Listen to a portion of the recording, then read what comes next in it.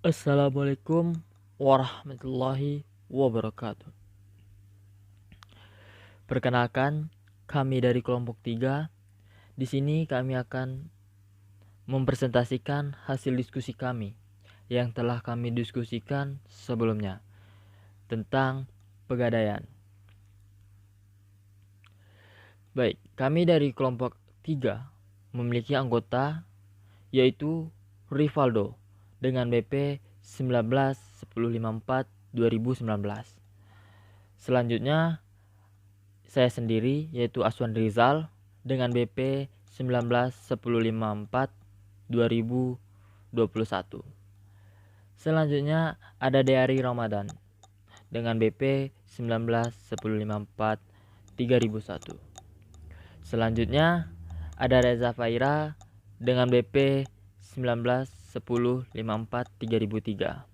Selanjutnya ada Rahma Maulidia dengan BP 19-1054-3005.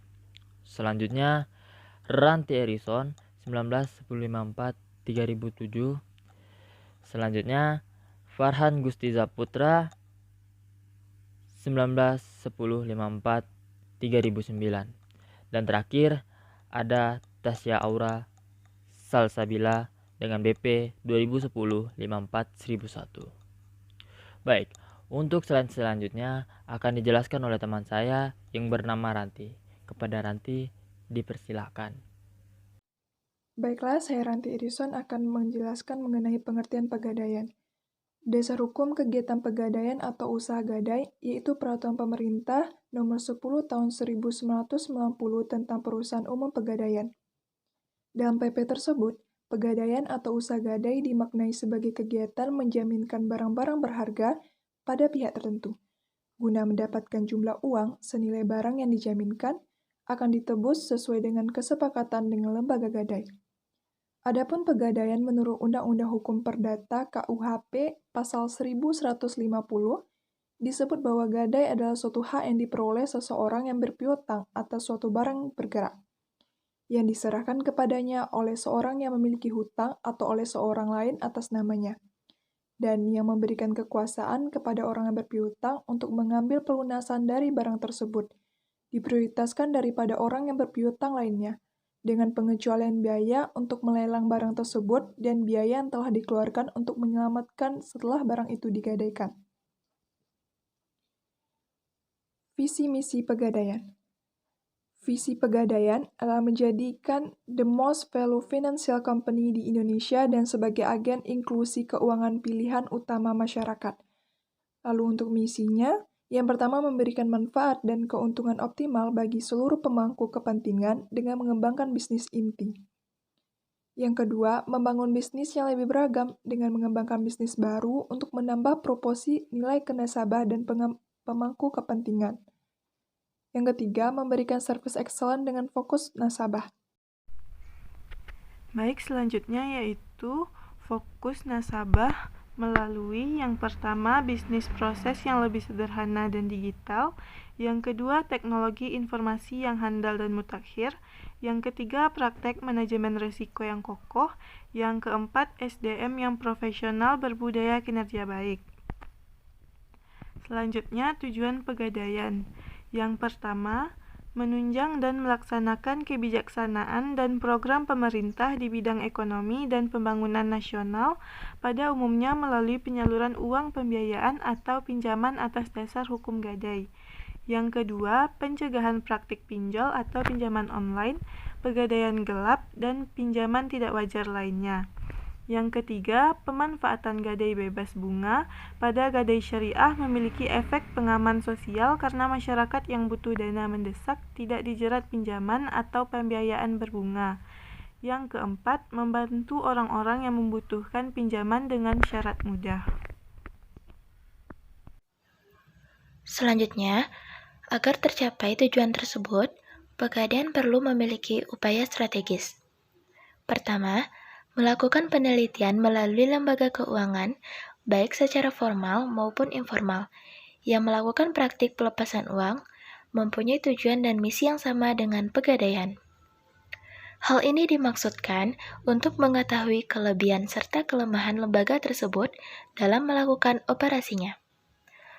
Cara ini memang membutuhkan sumber daya dan waktu yang cukup besar dan lama. Namun, pemberian cakrawala tentang aktivitas pelepasan uang dan menjadi dasar pemikiran dalam menyusun strategi selanjutnya. Kedua, reorientasi pasar. Dalam mengembangkan sayap usahanya, perlu melakukan reorientasi pasar, karena Pegadaian berkonsentrasi pada daerah perkotaan di Jawa. Namun, dalam perwujudannya, tetap berpegang pada prinsip efisien, di mana artinya di sini tidak harus membangun kantor secara fisik, namun bekerja sama dengan perusahaan yang bergerak di bidang gedung perkantoran. Dengan demikian, waktu dan dana yang dibutuhkan untuk merealisasikannya relatif kecil dan cepat. Barang jaminan. Jenis barang yang dapat diterima sebagai barang jaminan pada prinsipnya adalah barang bergerak. Antara lain, yang pertama, barang-barang perhiasan, yaitu semua perhiasan yang dibuat dari emas, perhiasan perak, intan, dan mutiara. Kedua, barang-barang elektronik, seperti laptop, TV, kulkas, radio, dan tape recorder. Selanjutnya, kendaraan, seperti sepeda, sepeda motor, dan mobil.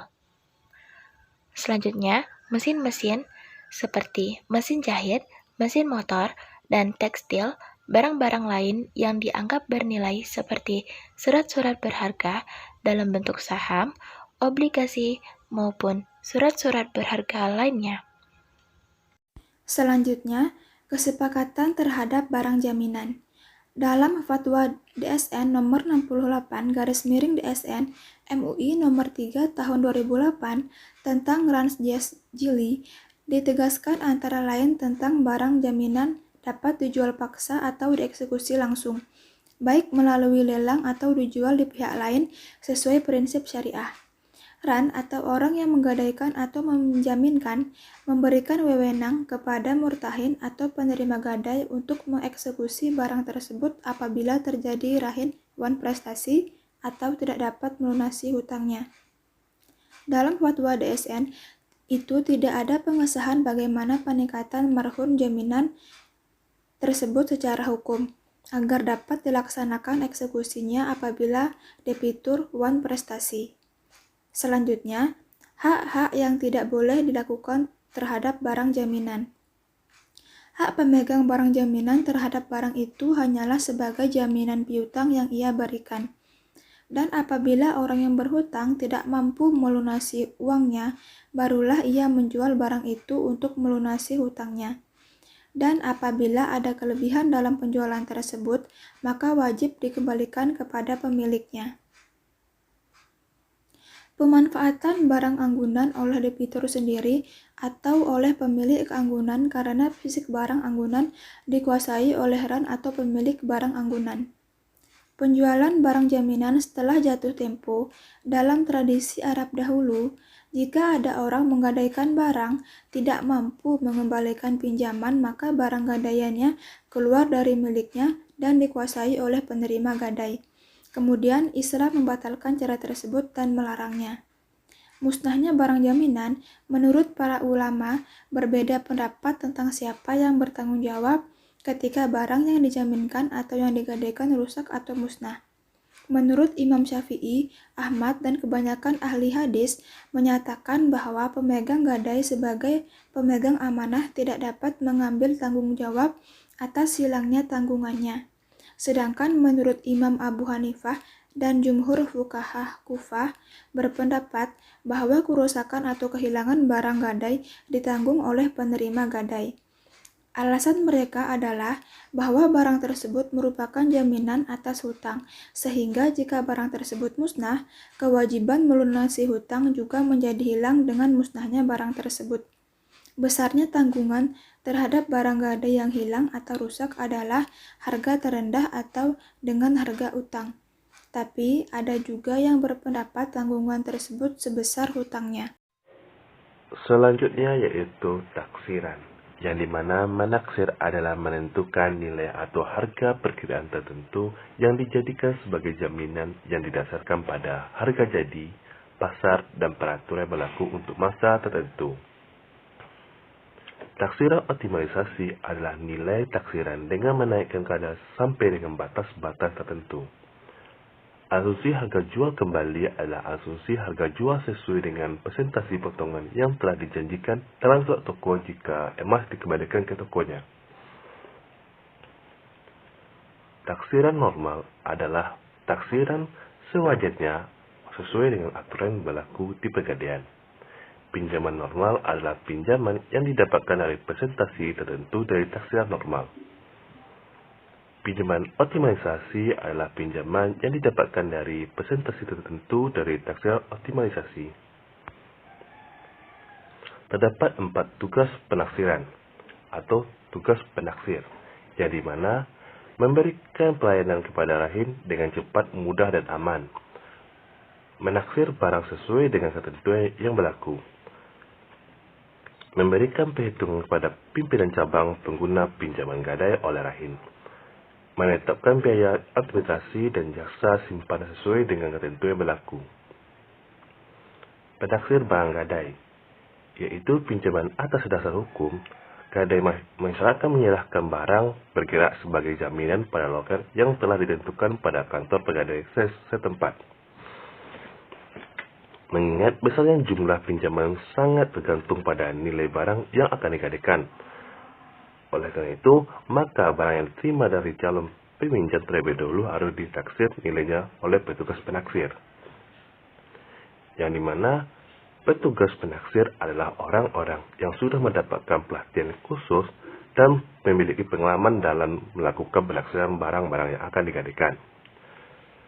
Adapun pedoman penaksir, barang gadai dibagi menjadi 2 kategori, yaitu kategori barang bergerak dan barang tidak bergerak. Baiklah, saya akan melanjutkan presentasi dari barang bergerak, yaitu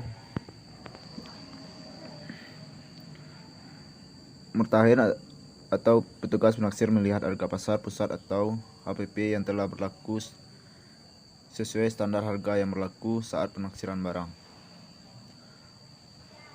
Yang kedua, petugas penaksir melihat harga pasar setempat atau HPS dari barang. Harga pedoman untuk keperluan penaksiran ini selalu disesuaikan dengan perkembangan harga yang terjadi. Petugas penaksir melakukan pengujian kualitas marhun atau barang jaminan. Petugas penaksir menentukan nilai taksir barang jaminan. Selanjutnya, barang tak bergerak. Petugas penaksir yang pertama yaitu petugas penaksir bisa meminta informasi ataupun sertifikat tanah atau perkarangan terhadap rahin untuk mengetahui gambaran umum marhun. Murtahin atau petugas penaksir dapat melihat langsung atau tidak langsung kondisi marhun ke lapangan. Petugas penaksir melakukan pengujian kualitas marhun. Petugas penaksir menentukan nilai taksir. Marhun di sini ialah barang jaminan. Selanjutnya akan dilanjutkan oleh Farhan Gustiza. Baiklah, selanjutnya saya akan melanjutkan presentasi yang telah dibacakan oleh Rivaldo. Sekarang kita masuk pada keuntungan perusahaan pegadaian dengan lembaga keuangan lainnya. Nah, di sini keuntungan pertamanya yaitu waktu yang relatif singkat untuk memperoleh uang yang tidak kurang dari 20 menit. Karena prosedur yang tidak rumit dan berbelit-belit. Dan yang kedua, persyaratan yang sangat sederhana. Di sini kita cukup membawa barang jaminan tertentu dan kartu tanda penduduk atau KTP atau paspor sehingga memudahkan masyarakat memenuhinya. Yang ketiga, uang pinjaman. Uang pinjaman yang diberikan bervariabel, mulai dari jumlah yang kecil maupun yang besar, sesuai dengan nilai taksir barang jaminan. Dan yang keempat, barang yang digadaikan akan mendapatkan keamanan atau di sini tidak hilang maupun berpindah tangan. Mungkin sekian hasil dari kelompok kami. Saya kembalikan kepada moderator.